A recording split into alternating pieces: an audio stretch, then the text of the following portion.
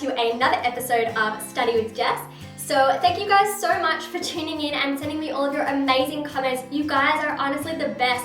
Go team SWJ. I honestly cannot thank you enough. It means the world to me when I wake up and I see all of your amazing comments.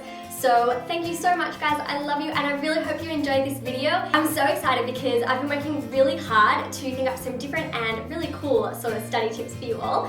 And also a lot of you guys have been writing and saying that you wanted more DIYs. So I thought that I'm going to change up my videos a little bit and they're all going to have a DIY at the end. So thank you so much for your suggestions. I hope that you love these new DIYs and I'm just so excited to be sharing them with you all. Let's get on to the tips. The first tip for today is going to discuss what to do when you get an assignment back so that you make the most out of your teacher's feedback.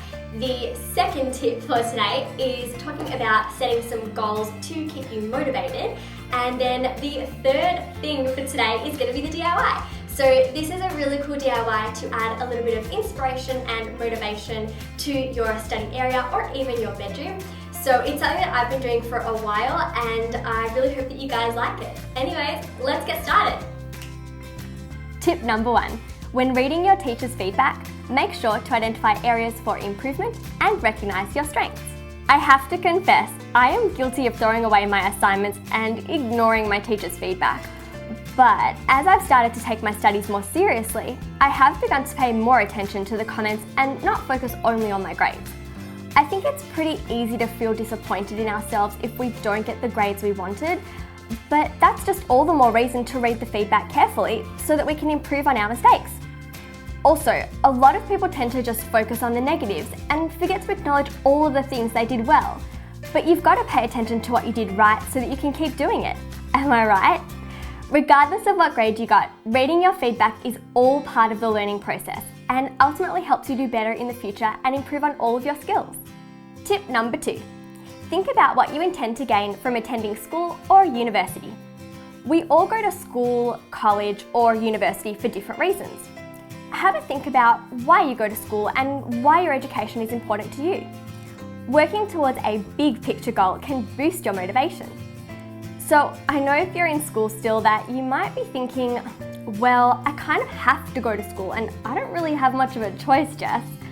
But at the end of the day, showing up to get an education is a really big accomplishment and can lead to so many amazing opportunities in the future. So it can be really helpful to think about what you intend to get out of your studies.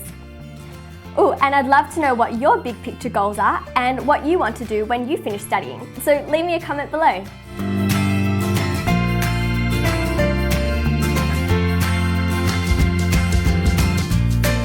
I absolutely love this DIY because it is a really nice way to decorate your desk and it's great for helping you achieve a positive mindset and feel inspired.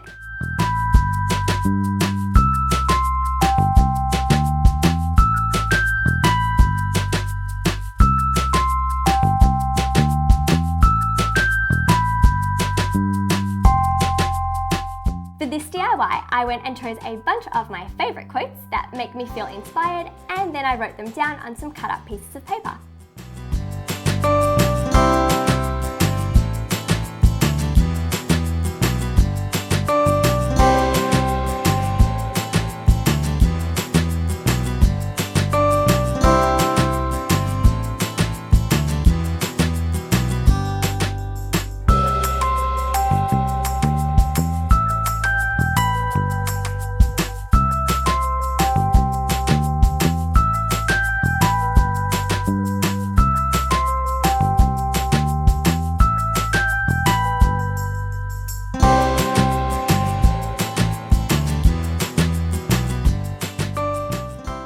Then I just folded them up and popped them in my jar.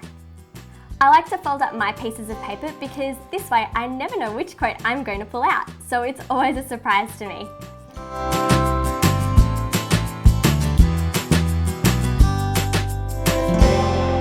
And then I also tied a pretty ribbon around the top of the jar to spice it up a little more. You can also add stickers or even paint your jar to personalise it.